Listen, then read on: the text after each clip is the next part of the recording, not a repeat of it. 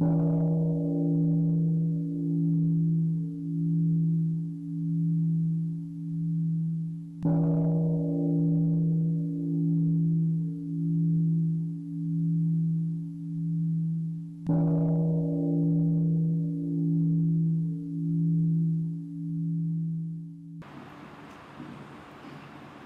dear respected teacher, dear brothers, sisters, and dear son.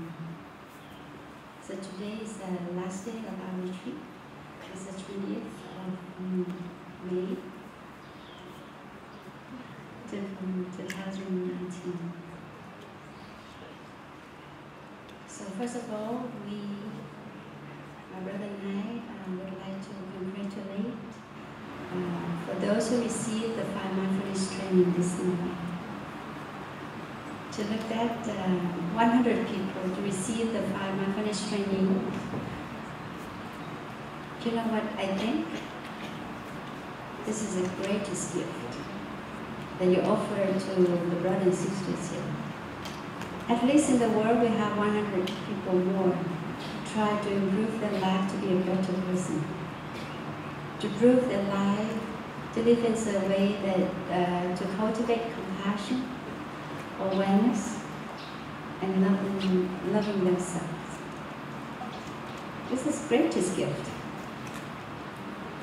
You cannot find anywhere to have such a big group of people who try to live their life like this.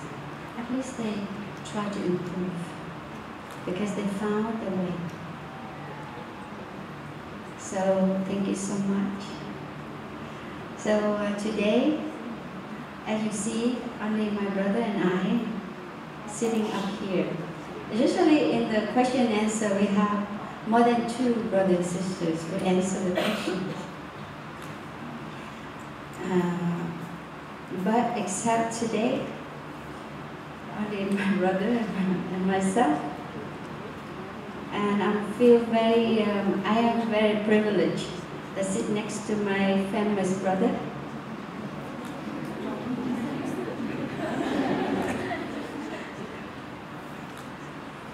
And 2 weeks ago, we also was in the question and answer section in the retreat in Indonesia together. So here we go again. So we are good company.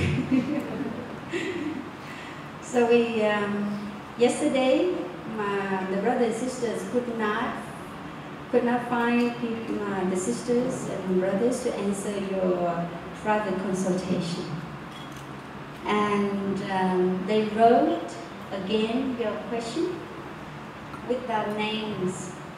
So 2 of us don't know who asked these questions.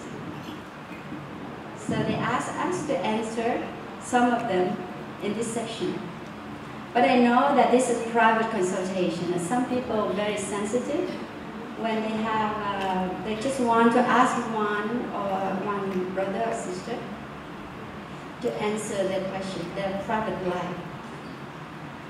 So I'm not sure that you're sensitive. If we pick any question in here and answer, is it okay? Because there's no name. There's no way we know who asked the question. But if you don't feel that it's comfortable, maybe I pick the right one, that which from you, that you feel not comfortable. So raise your hand.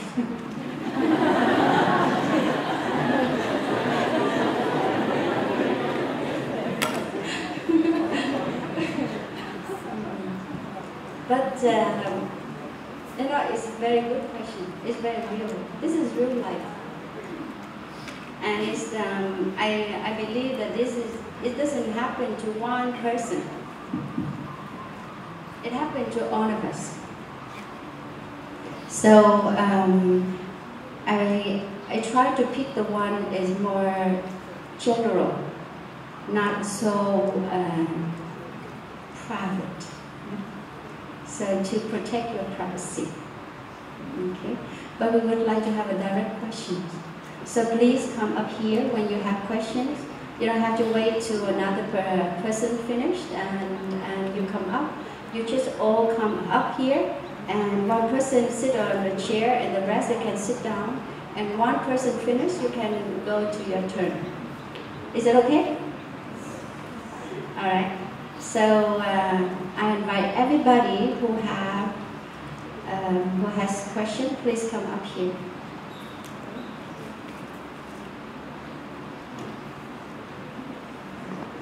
We have only 1.5 hours, and we have a lot of questions here also. Okay? Wow, that's why we like it. Brave people. Yeah. You know, sometimes we have direct question is better. For first person, can you sit at the chair, and the rest can come up? Yeah, just sit there. Any men? Men don't have question. It sounds like men, you know, a male practitioner don't have question, don't have problems. No? So please, after one question is answered, before you ask your question, you listen to one sound of the bell. Okay.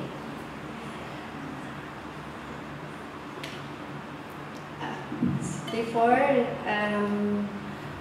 do you know who he is? Yes, he's so famous, right? After his talk yesterday. So his name is Brother Phật Tử, and myself is Sister LUONG, and we both based here. And he's like a bird; he flies here and there very much. So sometime, you know, we were in Indonesia just 2 weeks ago, and now here we go. And then after the retreat, we both will go somewhere else too, for the other retreat. And he's also has to study as MCU, as a PhD student. So if you have any question after this, please come up to him. Okay, so now we listen to one sound of the bell and for the first question. And the question is good question is a short question. You don't have to tell us the whole story. Make it short, concrete, precise. And make sure that you have a very clear question to us. So if we don't understand your question, we will ask you again. And the question can be asked in 3 languages: Thai, Vietnamese, and English. Okay? And Chinese. He speaks Chinese. Nice. So please.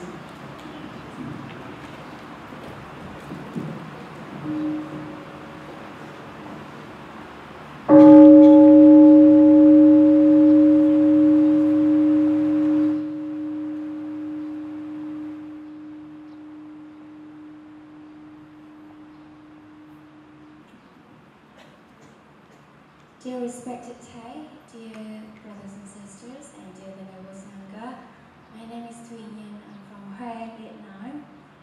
And first of all, I want to thank you for deciding to be monks and nuns and dedicating your lives to the monastic life, so we could all be sitting here reaping the fruit of your practice. And it means a lot to me personally. And I can't help but wonder, since it's such a life-altering decision for you, surely, and it's a lifetime commitment as well, has there been any moment of your monastic life where you feel doubt? And if yes, how would you deal with it? Because most of the time I can't even decide between chocolate ice cream and strawberry ice cream. And those are everyday decisions. And 100% of the time, I would pick chocolate ice cream, but I can't help but wonder what strawberry or banana ice cream tastes like. So, how is staying with your faith throughout so many years of practice? Thank you very much.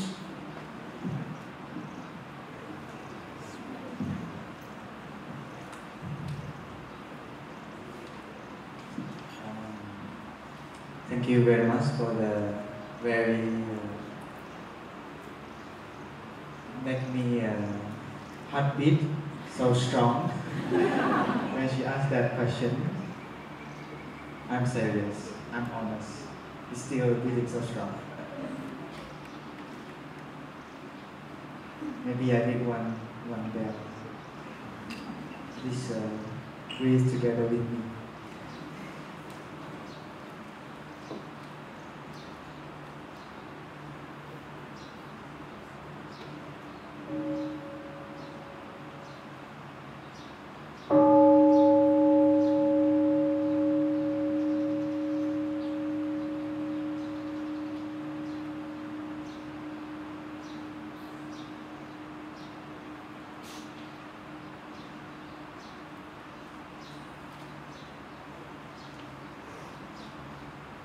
Thank you very much, brother. When I try to look back into my life, choosing a life, become a monastic or lay practitioner is not as easy to choose between banana and strawberry. Because choosing a banana and a strawberry is very easy, especially for men. Sometimes you just close your eyes, you can just pick it up one. But to choose a life as a monastic, I think you need a deeper contemplation. And then, like myself, I need enough conditions, or we call it ripened condition. If it's not ripened, probably you still wishy-washy. You want to go to this side or you want to go to the other side. But frankly speaking, even I already choose my life as a monastic, there's a time I also feel doubt that I want to return to lay life. Because you see, oh, so wonderful is lay life. You can wear your earphone everywhere, you can listen to any song you like, you can watch any new movie you like. But the benefits of practice in the community, we have a lot of friends, elder brothers, even younger brothers and sisters to remind us, actually what do we want in this life? And then so I can come back to my first decision, when I first decided to become a monk. And I remember I suffered so much because I was a software engineer before. So I graduated from informatics engineering, doing a lot of coding, software, and warehouse, database. And I always being, the director always asks about deadline. So it's a pretty hectic job, but a lot of money. The good thing is a very high salary. And I plan to quit my job, so I just invest my money on I play stocks before, futures, stock and forex. But I don't play anymore, okay? As a monk, we have to let go of everything. So I play in the stock exchange and earn a lot of money. But to a certain extent, I learned a lot of Buddhism, and I don't feel that the money satisfies me. And then also I don't have a good, sometimes as before, maybe few of us, either the brothers or sisters, before we ordain, we have, maybe we also have partner. Yeah, I also have one. And we almost married actually. Almost, because we have a relationship pretty long-term commitment. I believe it's almost 6 years relationship. So on the 6th year we plan to get married actually. But something happened, and we split. don't cry for me. Argentina. And of course, as a regular, normal human being, I suffer so much. And then I back to Buddhism, I back to meditation. And then I found out that actually there's a wish inside of me want to serve human beings, serve all people. This is one of the ways that I want to transform myself by helping others. So if I can come back to this first moment when I decided to become a monk, my doubt will slowly become very small. So I will always remember this moment. And I'm a Chinese background. To become a monk is so difficult because as a Chinese tradition, if we become a monk, I become a monk, it's been like I cannot marry, I can have children, cannot have children. So my family will, for sure, 100% will against. But both of my parents already passed away, so I just secretly ordained. And after I shave my head and wear my robe, and then I return to my hometown and show everybody, okay, I'm a monk. And my brother was so sad. You amongst us, the stupidest person. You spend a lot of money on you. You spend a lot of time raising you up, and now you become like this. Such a waste. But I was so strong already. Even my brother kicked me out from his house the first year. But I want to walk this path. Because I already know this is what I want. But the good news is the second and the third year I visited him again. And our teachers say that if we wholeheartedly practice, the first group of people will transform is our family. My family suffers so much. My sister, my younger sister is the most, suffers so much. Divorce, with the children, single mother. But at the end, because I practice for them, I also practice for myself. So the transformation within me, I can share a lot of advice and give a lot of opinions. So when I think of this, especially when I think that 300 people are happy during this retreat, it's just a very good payoff. Like, really make me happy. And the power of breathing is already pretty strong in me. So every time I have doubt, as a monk and nun, you also have an up and down, like a roller coaster. But the breathing is our savior. So I will always allow the breathing to come to save me. My savior, not from above, not from below, but it's here. After I breathe for a while, I feel stable again. I breathe when I'm not stable. And there's a couple of times also I'm thinking of to maybe to return to lay life. But I really thanks to my in-breath and out-breath. My in-breath and out-breath really saved me many times. So as long as everybody is still breathing, your savior is there. I wish you continue to breathe. I don't know, maybe our sister would like to add something more. Did he answer your question? You satisfied with the answer? So you want me to ask something more?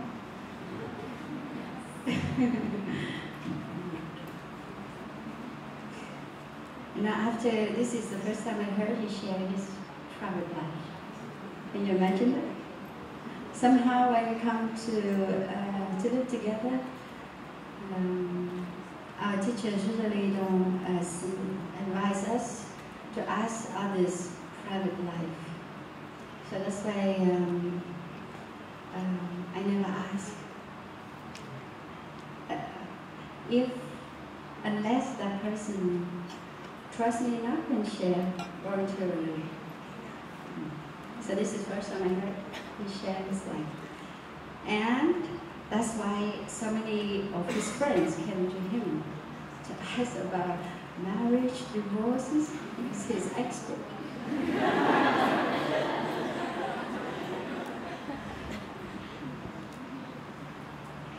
I'm just kidding.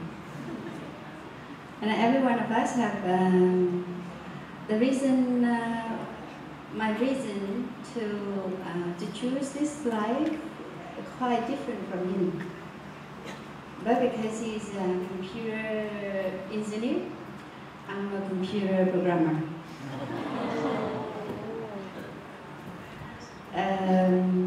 So we kind of, I was a very hard-headed person. And very use logic a lot. And I chose this path because I liked it. That's all. I liked it from the first day until now. So this is my choice. I prefer this path. And before I decided to choose this life about more than 1 year,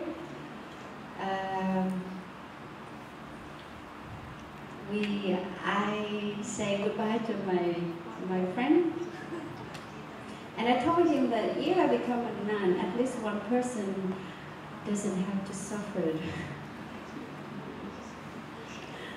So he's free.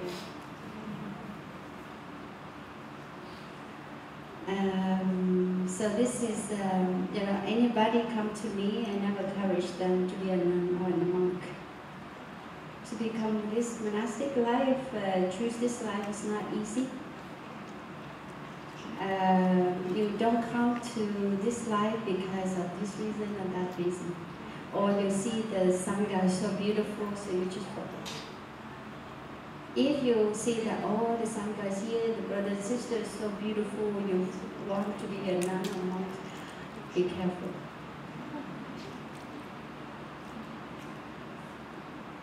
Because your thần tượng sụp đổ lắm. Gọi là gì? Tiếng Anh là gì? Có nghĩa là, it means that we have suffering and we try our best and we try each day. It doesn't mean that we make a vow to become monastic for a lifetime. But before you come to the end of our life, you have to take care of every day. So it's just because we choose this life because we like it. So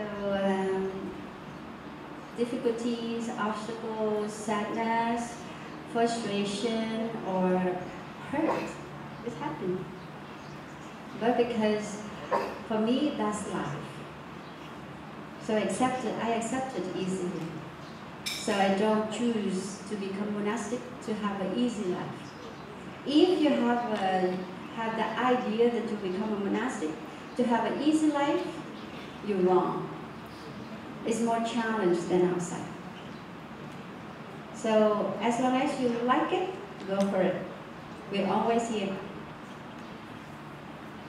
But if you see that the monks and nuns doesn't have to worry of anything, it's not true. You know, when you get married of one person, you take care of only one person. But you know, like us, as an elder brother and sister, we take care of hundreds. It's more job. And we have to travel a lot because we have so many retreats. Not only in Thailand, but over Asia. So in 2 days I will fly to America for the wake-up retreat also. So this is how our life interesting. So I hope that nothing is easy or nothing is hard. It's easy when you like it. It will be very tough if you just choose this is better for you. Okay? Thank you. Thank you.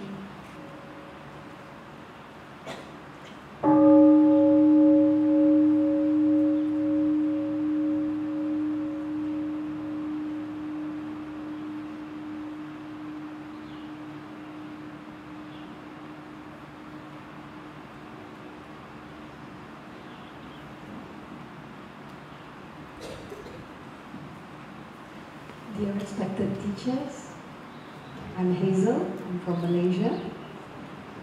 Thank you for planting the seeds of awareness in me and in all of us in terms of being mindful about what we consume, what we eat, what we buy.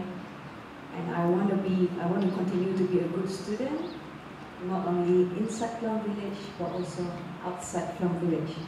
Therefore, I have these questions about mindful consumption in the way how I eat, how I choose the food that I buy, how I choose the clothing that I decide to use.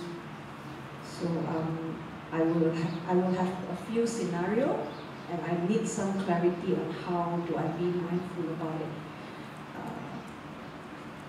If let's say in scenario number one, if let's say I go to a shopping mall and go to my favorite local brand or international brand, be it a shop where the clothing are mass produced, like H&M, Zara, and everything, and knowing and being aware that all this is being mass produced, and knowing that I'm not too sure whether it's ethically produced or not. Of course, I will tell myself, okay, I should buy less, or I will think twice about buying it. But on the other side of me, I will be thinking about people in the manufacturing line, those who work in the factory. My mind will be thinking about the tailor, hundreds of them who probably depend on the job in that factory. Because there is demand, therefore they have jobs. Therefore they have income to feed their family, because they probably come from a not so well-to-do family. So in that kind of situation, how do I decide whether to buy or not to buy? Okay, scenario number two. If I go and buy vegetables or any raw materials at the local market, being aware or realizing that the raw materials may not be ethically produced or not organic, or in any way it's not ethical, I will be aware of not buying it. But then when I look at the seller, I will feel that, oh, I must support him because he made this job. If at the end of the day he don't finish selling, he probably won't get paid by his boss. So how do I decide whether to buy or not to buy? And the third one, very fast. Whenever I sit in my local neighborhood coffee shop, there will always be people who sell tissue, going around asking to sell tissue, us to buy tissue, begging us to buy the tissue. Of course, I know these people, they are behind them, they are syndicate that help them to, ask them to sell the tissue. And we know these people are either blind or disabled people who are being mobile. They are being sent by someone to beg for money and sell the tissue at a higher price. I know if I don't want to support this kind of illegal syndicate going around, but I also feel so much compassion towards these people being sent like that. So do I buy that tissue or do I not buy it? Yeah, that's all, teacher. I hope to find some clear or clarity in terms of how I consume and buy.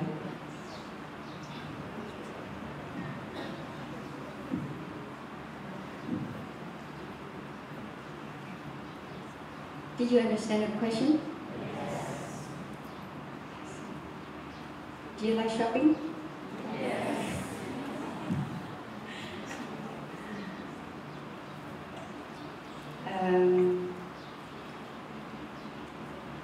In my personal life, I never dare to come into the a good brand shops because they're very expensive. So in first scenario, I see that it depends on people who have money. If you don't have money, you never think that, oh, should I buy it or not? So because I don't have money, so I don't come. It doesn't matter that I lack of compassion. I need to have compassion on myself. Right? Some people work very hard to have money to buy a very good brand handbag. You know, girls right now, you know, I saw a lot of them queue up in front of a very famous brand shop to buy just a handbag. And I asked my sister, the one who came with me, saying, why they queue up? I said, it's on sale. And I don't know that at your home, how many handbags do you have already? But because it's on sale, so this sometimes, you know, I think that your case is so rare to think deeper. Why they have to do that, and there's a lot of people behind that to produce that product. So, thank you for your compassion. You know, some people have a good heart and a very considerate heart, can think that way. Otherwise, we just think that, oh, this is good on me. Or I need to have one extra work in order to have money to buy it. You know? So it's not often to see or get to know a person like you.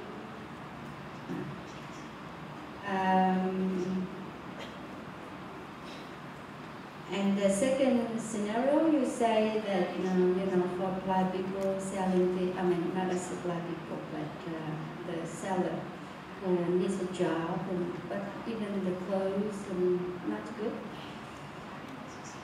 I think that if you want to satisfy how you feel, you buy from this and you offer to people who don't have clothes to wear. It's not for you.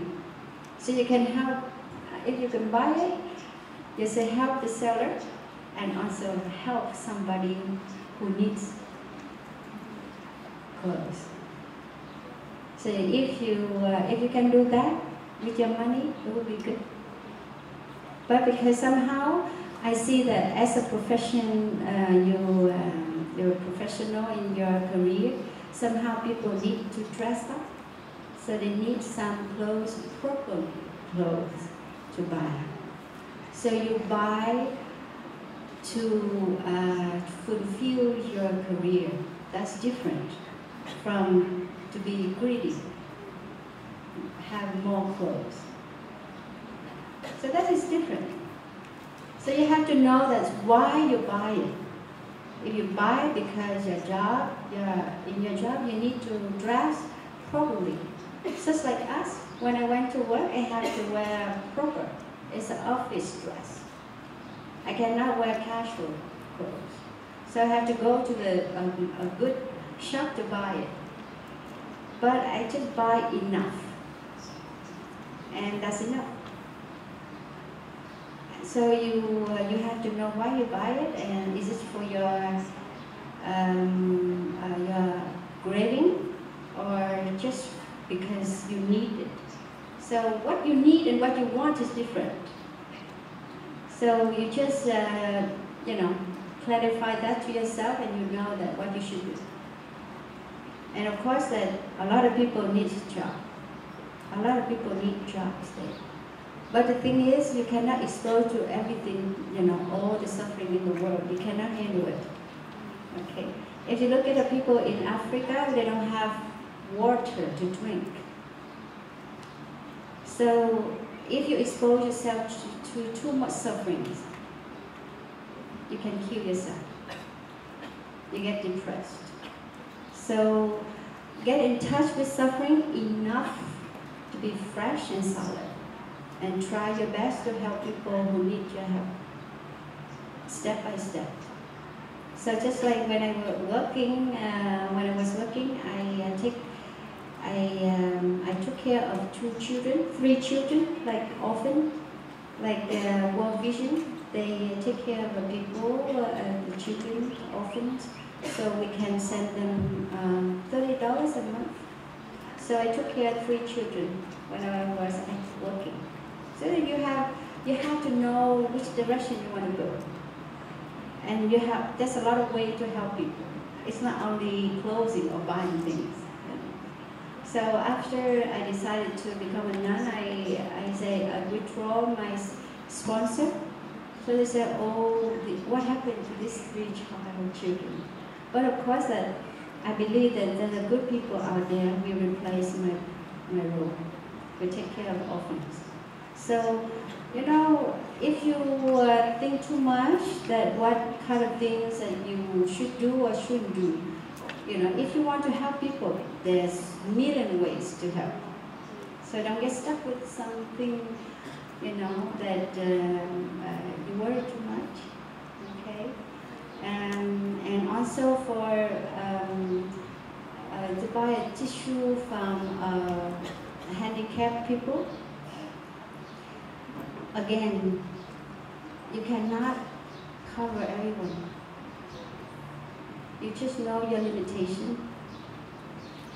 Just like if you go to Paris, there's a lot of beggars there. If you give one, a bunch of them come. A big group of beggars come. So how can you do with them? You know? So that's why compassion has to go with understanding, wisdom. You know that your limitation and what is the best way that you can help people, that you don't, without getting stuck. And don't let yourself to get stuck in things. And right now, a lot of young people worry about the global warming. And one of my mentees in Singapore said, can you share something about it? But I say that, you know, I share with him that right now, the people I'm be with have so much suffering in themselves right now. So I need to be present for them, to help them to be free before I can go further. So to be realistic, practical, and find the best way that you can help people. There are a million ways to help. Okay?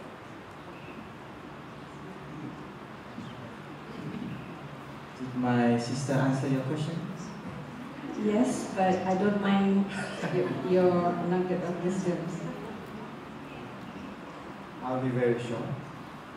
I think Shakespeare will agree with me.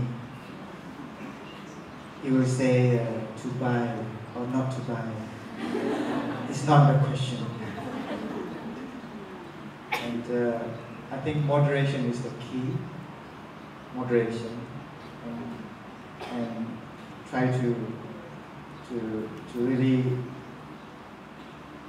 see through what is your need and what is your want. Your want and need, I think, is pretty different. You don't need a lot, but you want everything. Like drinking a salty water. The more you drink, the more thirsty you are. So maybe you can apply one technique from me, special. So before you want to pick up the thing that you want to buy, you take a deep breath and out breath, couple of times. I don't know whether you will change your mind whether this is need or want. And in that situation, you can differentiate between what you want to buy or not to buy. Yeah, of course, there's a lot of consequences, but still you have to choose. So happy choosing. Thank you very much. Thank you, teacher.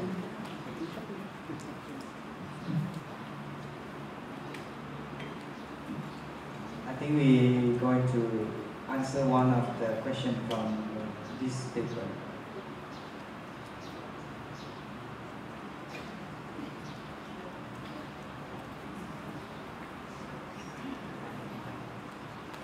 And my sister choose for me. Oh, let me read it. Dear brothers and sisters, I have problem. Me too. You gave me a new problem. I have problem with my trust in my relationship. My father is irresponsible and having an affair. I used to have a severe suffering knowing that thought. And my husband is my first love, but I'm not his first sex. I trust in my husband's loyalty and faithfulness for me, but I don't trust his male nature. What is a male nature? I want to know.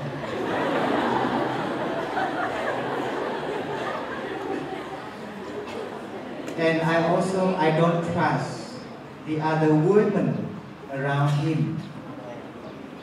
How can I have a complete trust? This is very difficult. Maybe I say a few words and then my sister will continue to. So first of all, in relationship, of course, for sure, we have all kind of problems. But when we come together, there's a problem that actually is not a problem. We can minimize it. Because sometimes even a small little thing is become a problem. Just take an example. My personal experience with my ex-girlfriend. So we used to eating together. So one time I was eating, and then suddenly one thing dropped on the table. So as a male nature,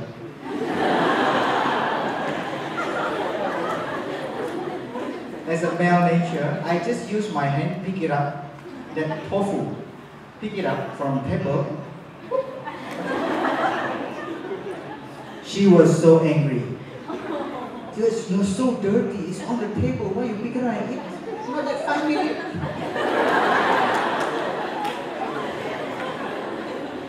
This is a very small little thing, but we end up quarrel. But I don't know, according to my male nature, it's okay, just on the table. Pick it up and eat it.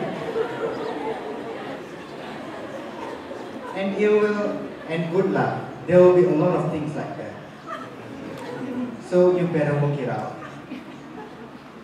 And if both of you practice mindfulness, can have a breathing in and breathing out, I don't think that will be a very big problem. And you can smile. I don't want to waste the food, Especially tofu, I like it.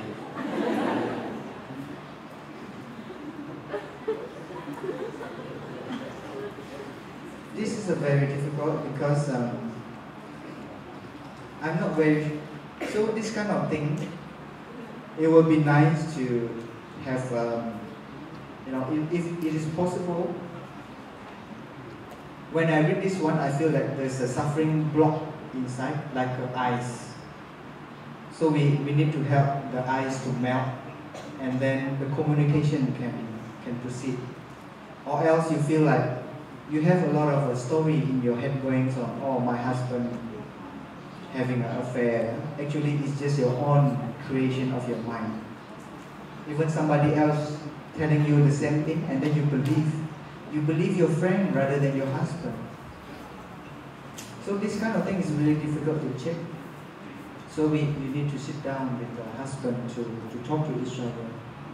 But if you trust somebody, you can ask somebody to sit in the middle, but not as a You know, when people boxing, there's a in the middle, who's that? Referee? No, there's a middle person. When you boxing, that you will stop. Referee something. But not kind of a position, but that the other person who sits in the middle will try to cool down this left side and the right side.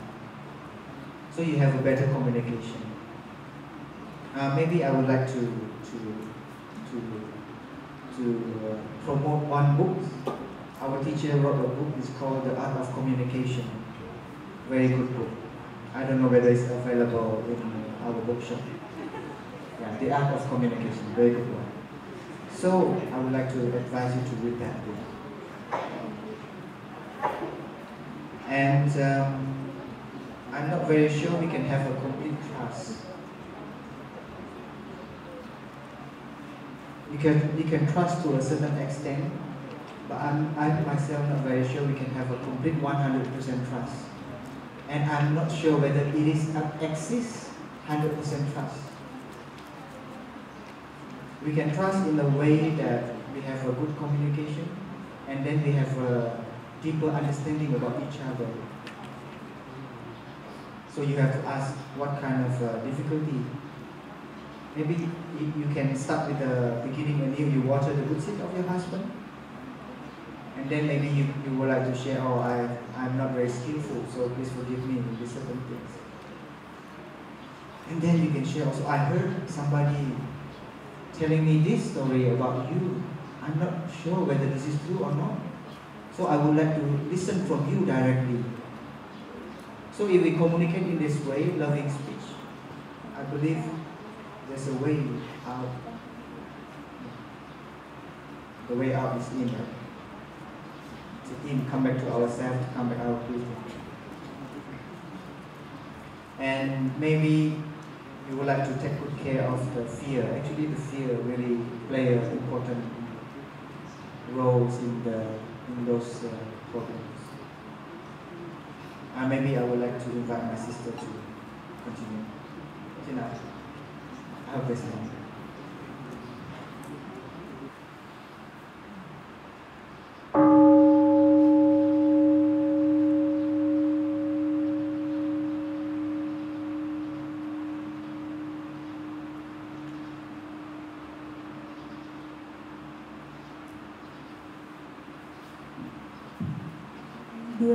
Dear teachers, dear brothers, sisters, and everybody who are at home today. From the previous Dharma talking, I'm really impressed with love yourself lessons. So, love is an action. However, what if that action can get hurt to another people who I love and love me, and also maybe can get their life be harder. In the opposite side, if I do not do any action, I just feel really stuck with my situation. So overall, just like the conflict between what should I do and what do I want.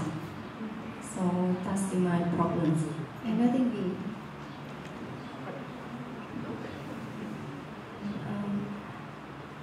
Dạ thưa sư thầy, sư cô và tất cả mọi người, thì em rất ấn tượng với một bài Love Yourself. Tại vì hiện tại thì cả định của em đó là mình luôn từ tất cả mọi sai lầm trong gia đình hay công việc, thì em nghĩ đó là lỗi của cá nhân mình. Cho nên việc đó là khiến em rất là stress và áp lực trước khi em tới đây.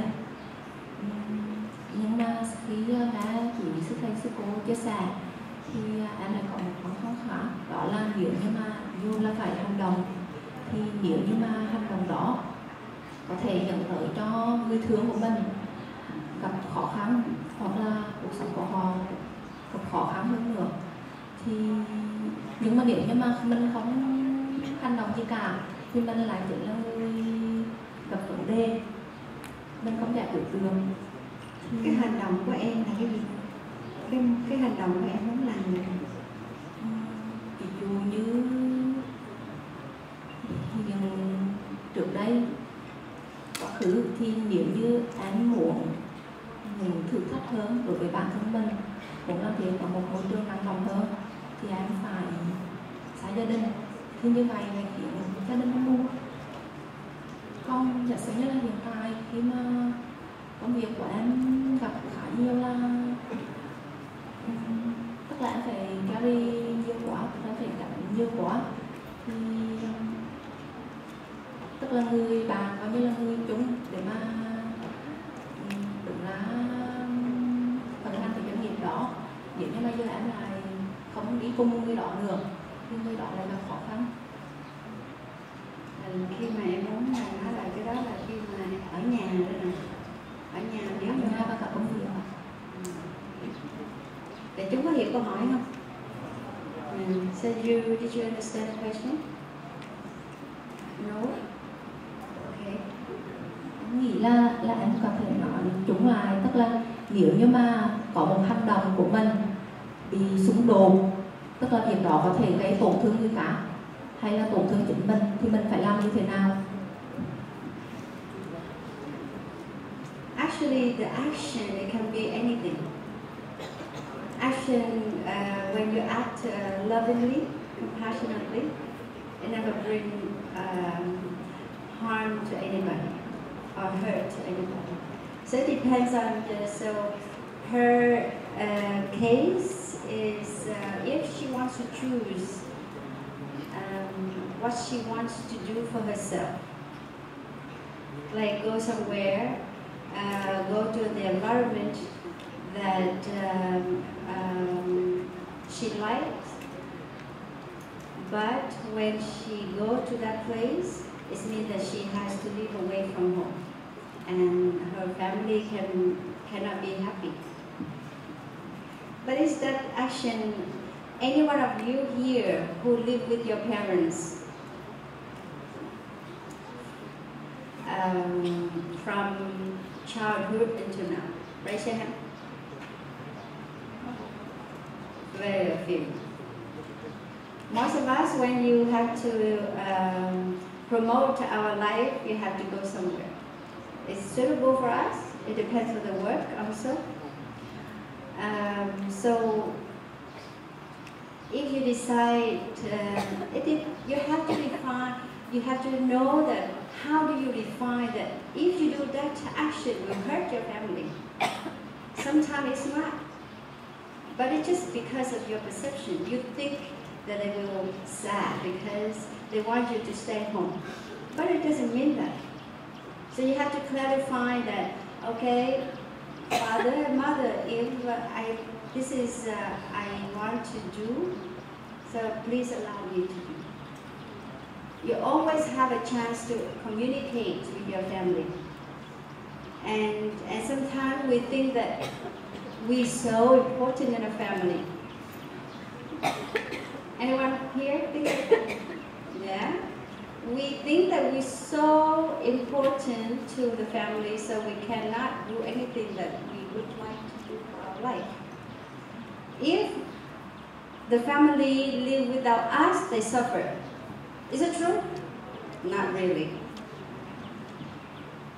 So you have to clarify that. It's not always true. Maybe, as I say, like, just like my brother, he escaped home to become a monk. The same here. So we escaped home to be a nun. And, so two of us have the same situation. Our family did not allow us to choose this life. But after a year or two, they're okay. You have to remember that when no one wants to live away from the person they love. Okay? But if you cannot just, you live because of their life, you have to live for your life also. So that's why you need to compromise. So I told my mother that I become a nun, it doesn't mean that you lose me. So at the end, she understood. You know, because our loved one think that, oh, without us, they suffer. No, but it takes time. I mean, they suffer a little at the beginning, but because the grasping, the attachment is too strong. So now you learn the Dharma and you say that everybody has a choice also. So you need, if you don't want to hurt your family, compromise with them. You can live your life and also make them understand. So right now his family is okay, my family is okay. They accept who we are and how we live. So life, you know, is changing all the time and it's impermanent. And any one of us is impermanent too. So, you know, somehow we have to see that, is it your perception is correct? What you think is correct? So you have to ask that question again before you make decision. Okay? So talk to the person you love.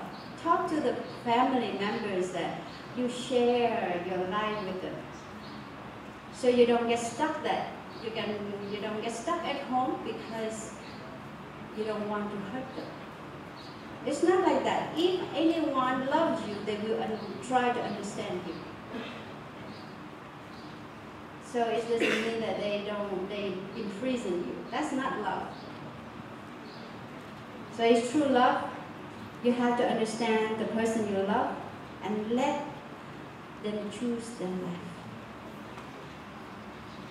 So you cannot just be there and get stuck. Okay. Be strong. Okay? So be a hard-headed person like you. Okay, thank you. We have quite many questions here, so maybe each of us will answer one question. So if two of us answer one question, we won't have enough time because we have only 20 minutes and we have around 10 questions. Thank you. Thank you.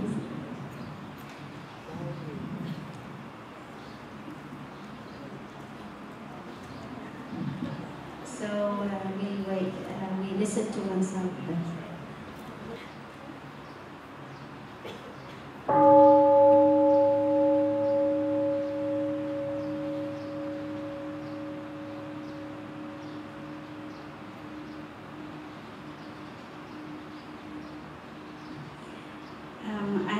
I have a very interesting question up here. That con thưa quý thầy, quý sư thầy, sư cô, con xin phép được hỏi quý thầy. Quý thầy làm sao có thể vượt qua được sự dịu dàng và đầy mạnh mẽ của quý sư cô?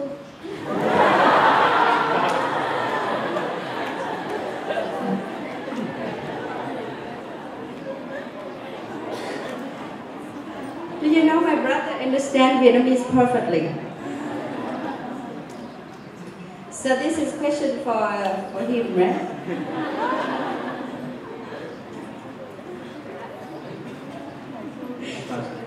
So dear brothers, how can you overcome the gentleness and the strength, the determination from the sisters?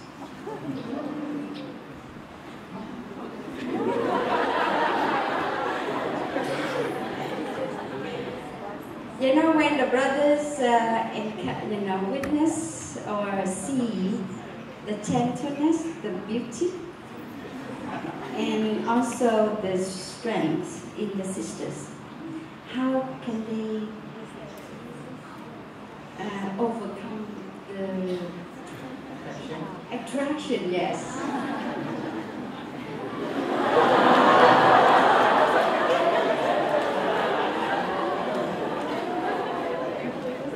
I think I need to go around to ask the brothers.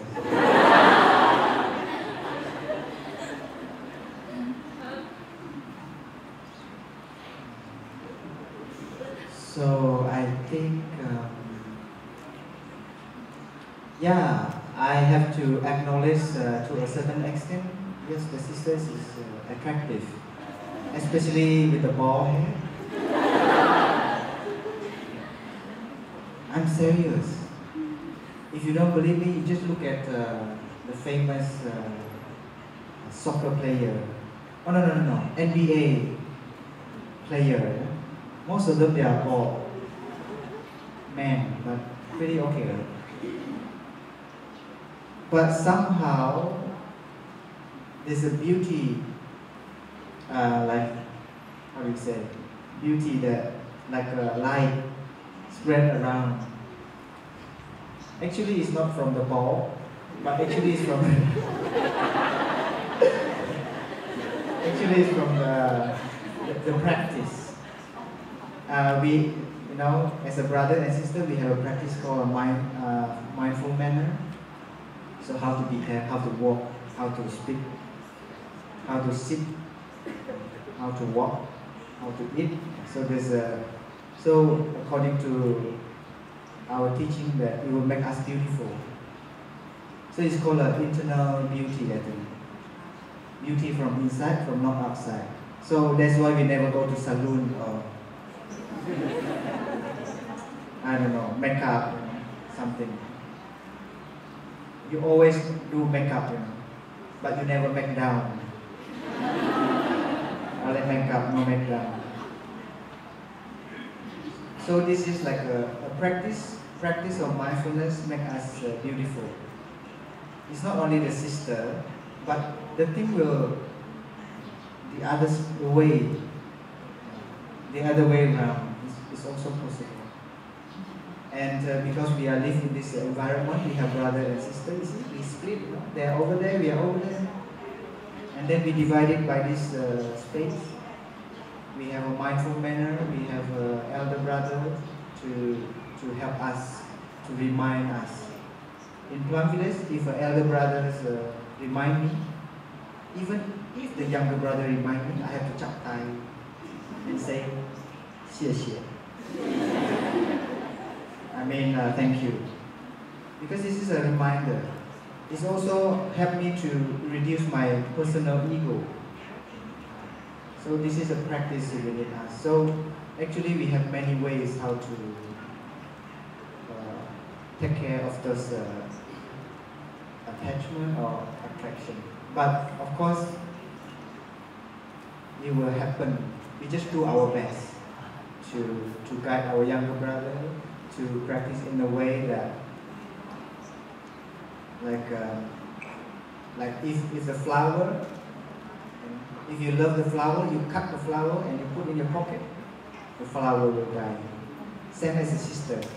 If I love the sister, I cut the sister from the community, and then I put in my pocket, only I can enjoy this flower. The flower will die. The beauty of the sister will fade away. This is not our intention to live our life like this. So I will maybe put the flower water, so it's good. I think that's my very short answer. Do you satisfied with his answer? No.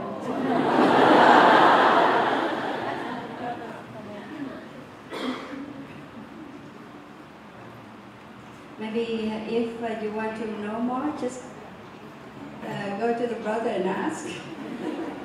Actually, it's not only the brothers, and the sisters too. So yesterday my brother said that, you know, when you see us have a bald head and this rope, the brown rope, so that's a sign that I'm not available. Yeah. So to us, to each other, we have a sign also. That's a 5 manners. We have the boundary. So even though we, somehow everybody think monastic as a saint or holy people, we're still human. And we're young. So psychological or physiological and a physical matter still the same like you. Not different. So that's why some of my brothers and sisters, they chose to return to lay life. So that's why I say that to become monastic it's not easy. But because the practice helps us to recognize what's going on in us, what kind of need our body needs, and also psychological needs. So this is the art of living. That's why I love the practice.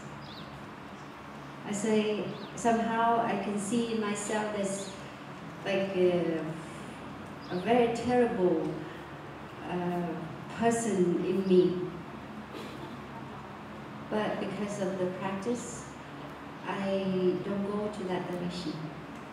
Because I have chosen this life. So don't think that we all transform the bad or the mud in us. We have a lot of mud. It happens every moment. It depends on how you recognize it and you don't get stuck with it.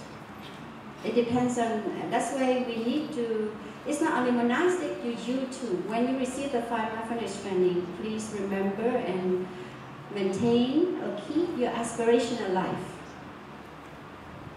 We are still alive because we keep our aspirational life. We keep the mind of love when we just ordain a life. It's just a reminder why we chose this life. So for those who received the 5 mindfulness training this morning, please remember why you chose it. And make it alive in us. Thus it will be a living reminder. Whenever you do bad things, you say something bad, it will remind you to stop. Or you do something or you have intention to do something that can harm somebody and also harm yourself. So this, that's why we need to recite the training again and again to make it alive in us. Somehow it takes time, but please do so. Okay. I have one very important thing to add. I have my personal practice. So within the monastic, when there's a sister, younger sister, I will really look at her as my younger blood sister. So you will overcome the other monster in me. And then if the sister a little bit elder, I will see as my elder sister or maybe my auntie.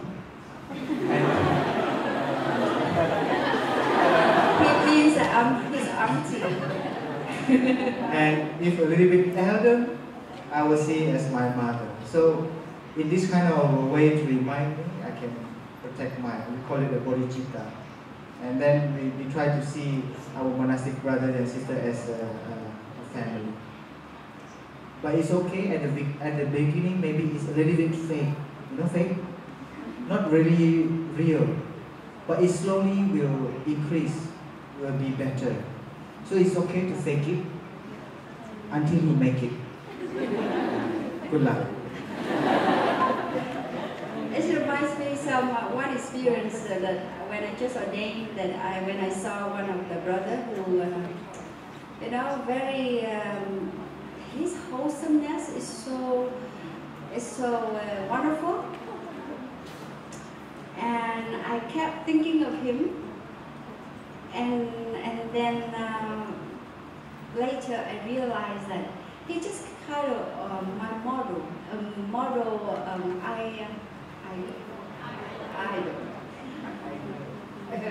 an ideal man that as a lay woman still searching for. We have some kind of ideal person that we search for. So after I realized that I'm not really interested in him, but I'm interested in his wholesomeness. So I stopped. So I know that there's nothing to do with him. There's something to do with me. So after that, I said, oh, I'm free. Because no more searching. So that's why each of us, when we see or close to somebody who is so wholesome, so gentle, we have tendency to like that person. So that's why when you close to the brother and sister, you have tendency to like them. So that's very normal. Okay? Thank you. So now we listen to one song with Bell, and we have another question.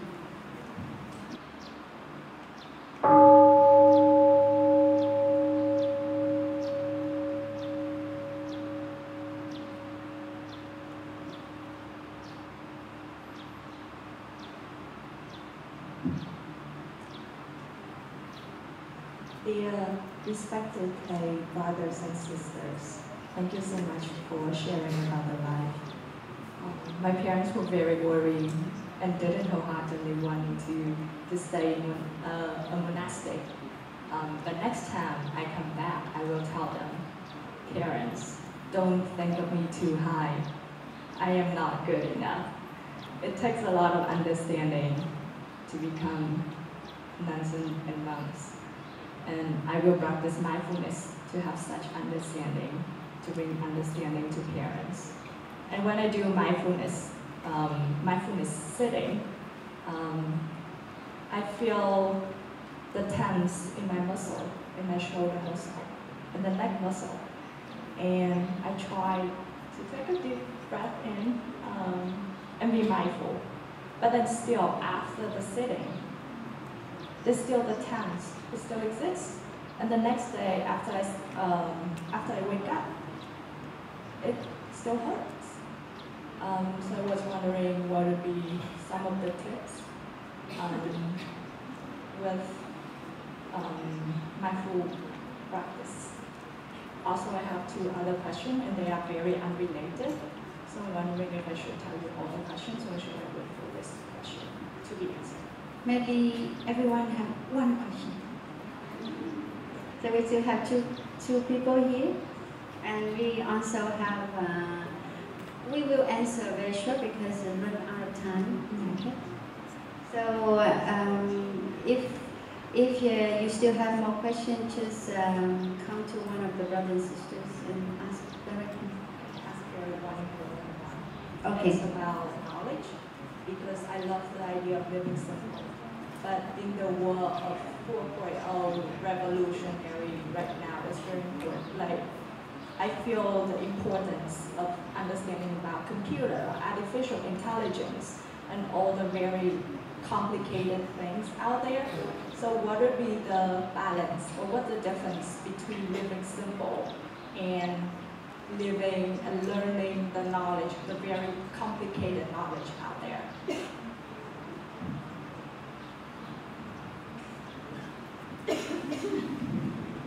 She always give me the difficult one. I think we need to try to measure ourselves. If we want to get too much knowledge, I think it will be very burden for you.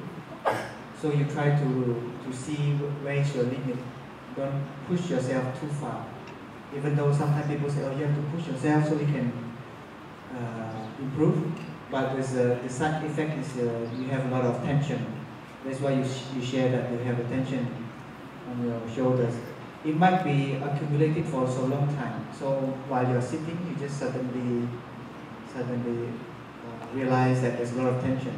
But it's not due to the sitting, and then suddenly your shoulders are tense. So when you're aware that your shoulders have a lot of tension, actually the tension already reduced a little bit. So if you continue a little bit longer, maybe you can feel a little bit relief on your shoulder. Or you would like, I will do like some kind of massage. So while sitting, I feel so heavy on my shoulder. I will use my hand gently touch my shoulder and give a little bit massage. Because when you tense, I think there's a lot of blood stuck there. Because probably you're thinking so much, and then the blood try to carry a lot of oxygen to your head.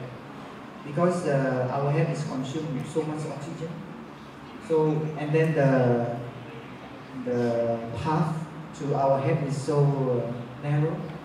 So all the blood, and then it will cause a jam, traffic jam over here.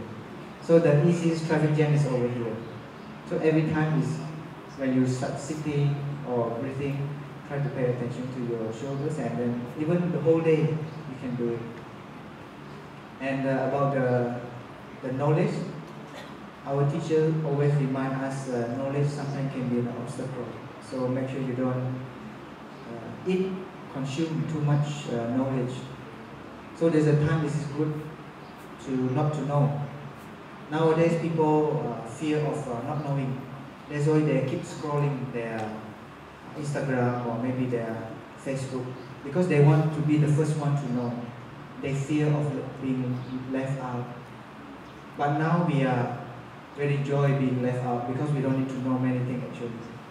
And if there's something very important, there's always people come to tell us. So actually you don't need to know too many things. And there's a good time for you to choose not to know too many things, except you really want to know that's a thing that may be related to your profession or your job. Maybe that's all. I have, somehow, I just wanted to have a question for you. How often do you do exercise?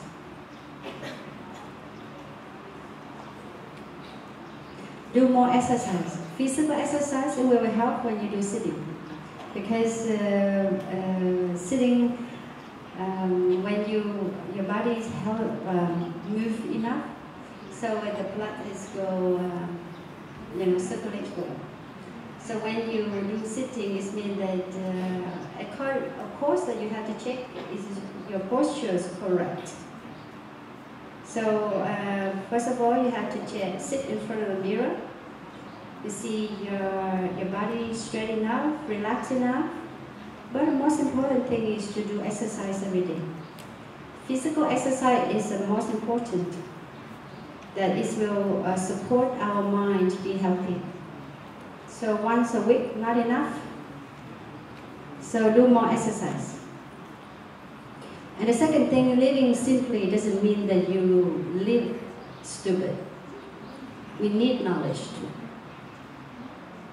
It doesn't mean we live with our open mind. So you have a choice to choose what to learn. And I never stop learning. But I know that it's good for my mind, that because I need this good. How to live, honestly, how to live with more wisdom. So I have to learn. Living simply is you have to have a simple mind, not complicated. You don't have a complicated mind. Think too much. You let your chattering mind is so much happening. It's not a simple life. The simple life here is the physical and also the mentally. So live simply with the few desires, it's like clothes, and also, the daily needs. How much you satisfy with it. And also the mind, make your mind simple. That's a simple life to me. Okay? And get to knowledge. Knowledge is just a vast ocean. You never get tired of it. But you have to choose what you want to learn. Is it good for your mind? Or attract you down? Or drown in suffering? That's your choice. Good luck. Thank you.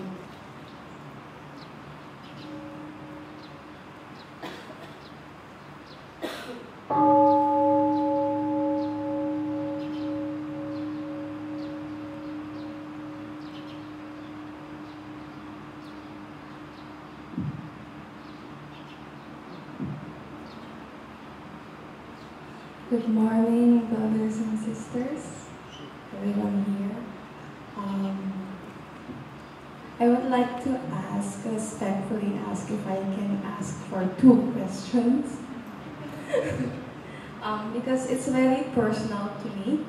My first question is, I have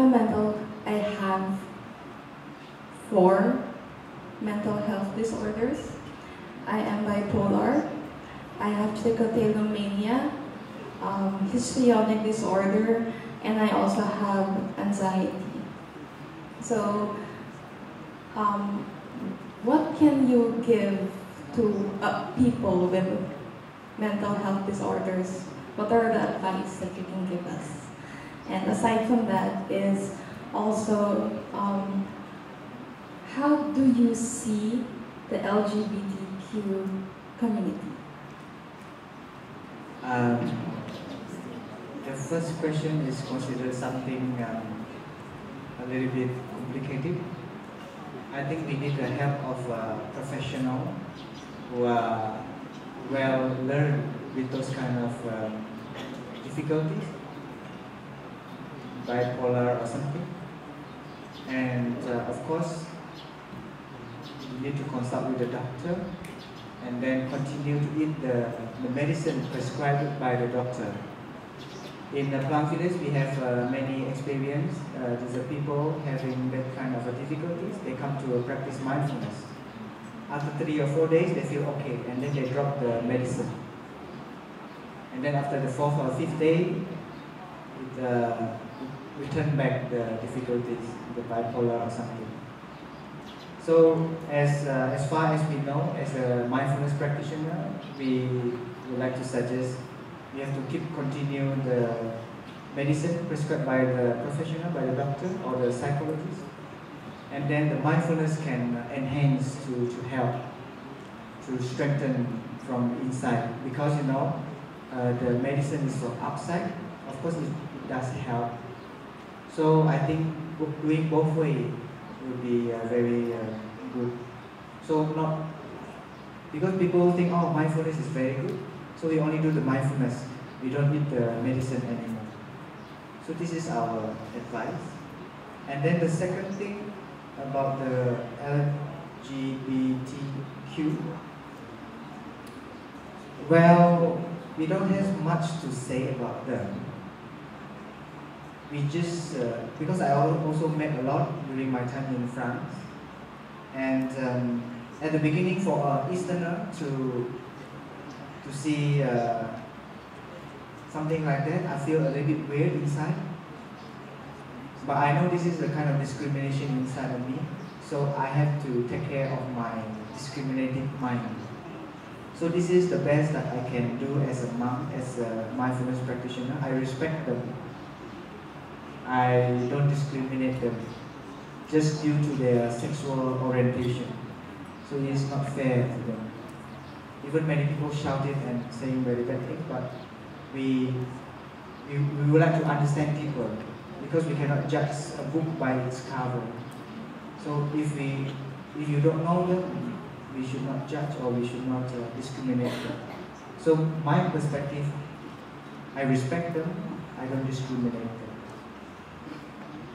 That's all.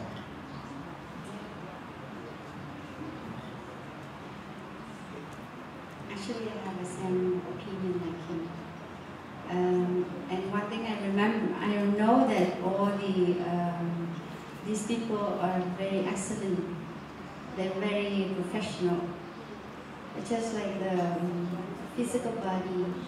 It doesn't mean that you discriminate them. They're very smart. They're smart people. Very high educated. So it's just like in the past, as a scientist, I forgot his name, but he suffers so much because his secret, because he's a gay, and the society blamed him for that. But if he live in this society, I wish that he can be a free person. He was well respected, and you know, it's very that's normal. But it depends on that person. But as a monastic, we have a precept. So one of the questions before you receive the bhikkhu and bhikkhunis, you say, are you a real woman? Or are you a real man? So because this is one kind of matter that our monasteries work on it. Because this is the teaching and all the things that the rules from the Buddha's time. And because we live together, so if you live out there, it's easier. But if we live in a community, it's super hard. Yeah. But the main thing is, brothers and sisters, never discriminate anybody. So we respect them as who they are, and they're still human, and we're human too. So we respect each other. Thank you. Thank you so much. I really appreciate being here. And thank you for my Dharma family. Thank you.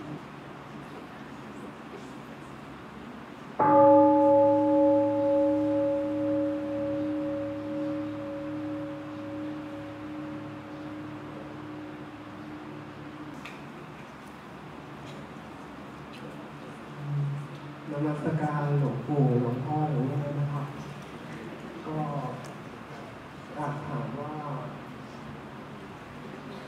ศีลสมาธิแล้วก็ปัญญาตัวปัญญาในวิถีชีวิตแบบนี้ครับแบบมันเป็นยังไงคืออะไรแบบไหนครับ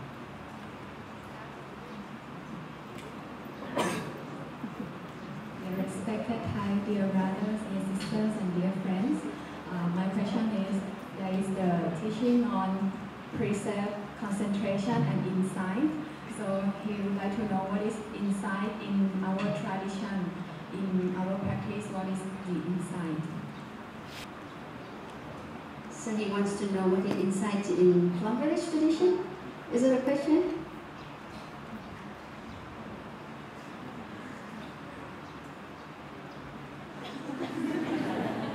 You need you here.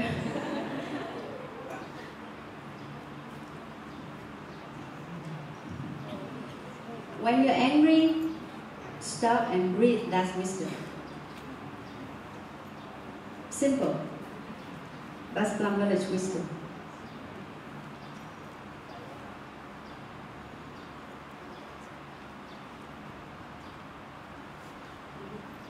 Is it enough?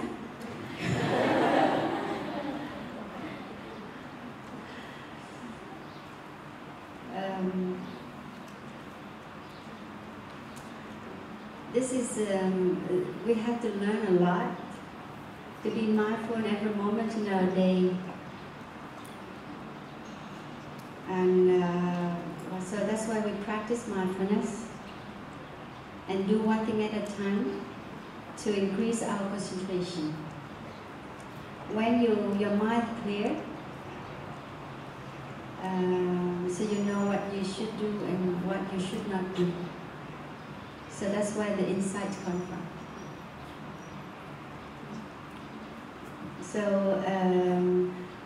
So breathe. You know, my brother said a lot about breathing. Breathing is a lifesaver. That's wisdom. If you, just like I shared in my Dhamma talk, if you have emotion, breathe and smile to whatever happened inside you, and you see that your emotion is impermanent. And you don't get stuck with it. So people die, commit suicide because of one emotion. You're more than that. So that's the insight. That is you will gain or you will see what you should do that make you happy, make you happier, make you be a free person. So that's why we have to learn how to eat, learn how to walk, and how to rest properly. We do that all the time. But you know, when you come to the retreat, and a lot of people say that when I come to the retreat, the schedule is the same as the previous one. Don't you know that we follow the same schedule in 20 years? Every day? But we can never get tired of it. Because every moment is a new moment.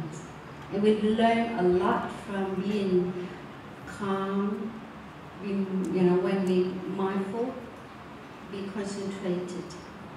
And the wisdom is just like, it has a different level. If you can stop when you get angry, at least at that moment you don't cause any damage to yourself and others. And then you calm enough, later you see the roots of your anger. And then you can transform it. That is very, very simple practice. So if you say that when you come to the retreat, is the same thing happen again? Or if you go to the mindfulness with your local Sangha, you say it's the same. Yes, everything will be the same. But something is different is happening in us. How wiser you are. I see a lot of people, all my friends who participate the last retreat, they transform a lot. But is it him the same or different? Can you answer that? So, change or not, transform or not, be wiser or not, is how hard you invest in your art practice. No one will make you change. It's only us, how much energy, how much time we invest into the practice. And you will be a free person. To be free is just from your insight and wisdom. You know what you should do and what you should not do. So take your time. Don't be too hurried. Okay? If you can eat in mindfulness, you can feel yourself more and more, the inside will come. Okay? Thank you. Okay, so we have a very special occasion that we have my eldest brother, and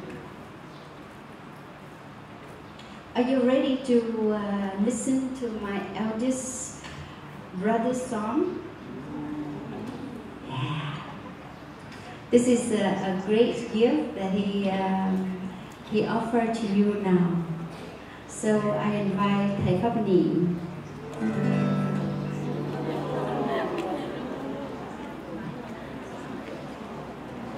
Do you know that he followed Thầy from very early years, and he's one of the most famous singer of LUONG village in chanting and also in singing. So you're very lucky, right? We're lucky.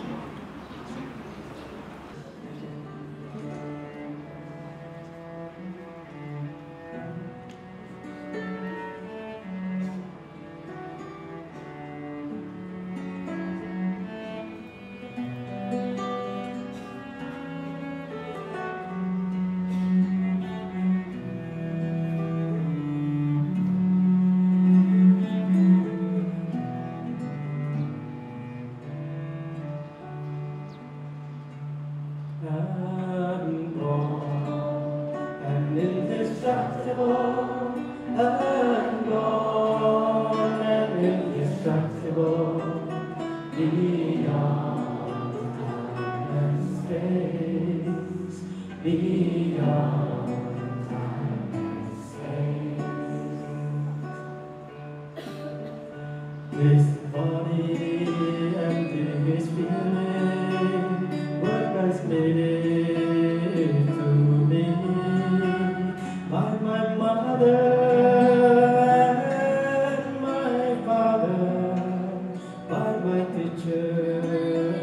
my friends, and all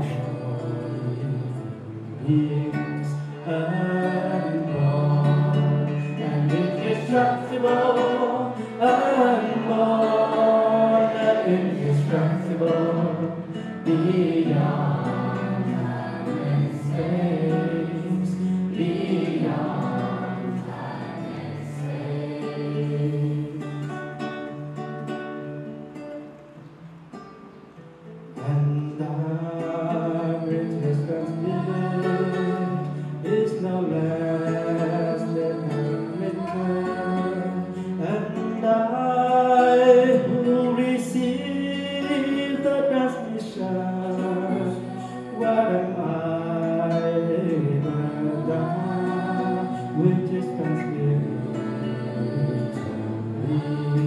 Unborn and indestructible, unborn and indestructible, beyond time and space, beyond time and space. I am my mother, I am my father, I am my teachers, my friends. I am one and yet I am many. I am none, I am more, no beginning, no end. Unborn and indestructible, unborn and indestructible, beyond time and space, beyond time and space. This body is not me, these perceptions are not me, and I'm not limited by this body. I am one with all life. I have always been free, unborn and indestructible, unborn and indestructible, beyond time and space, beyond time and space.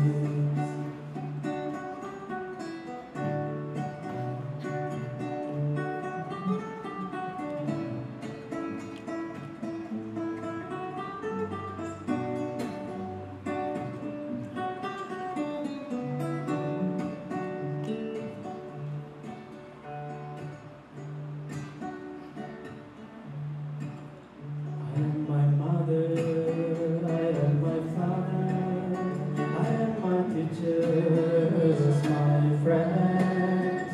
I am one and yet I am many. I am none, I am more, no beginning, no end.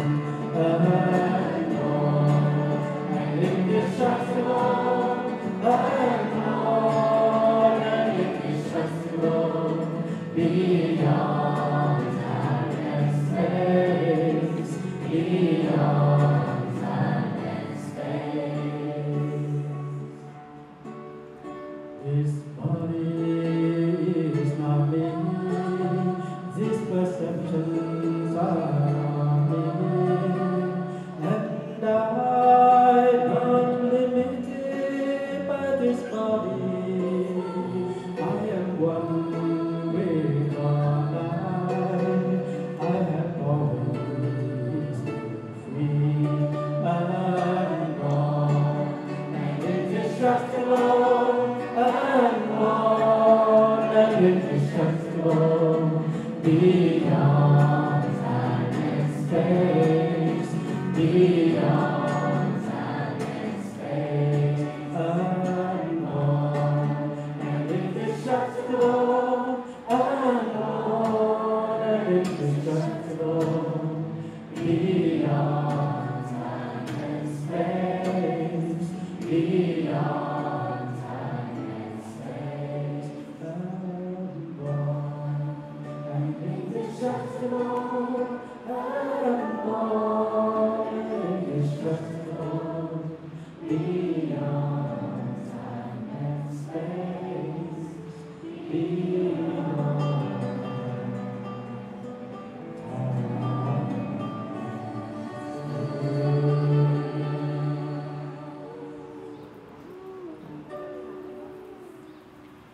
Thank you, thầy.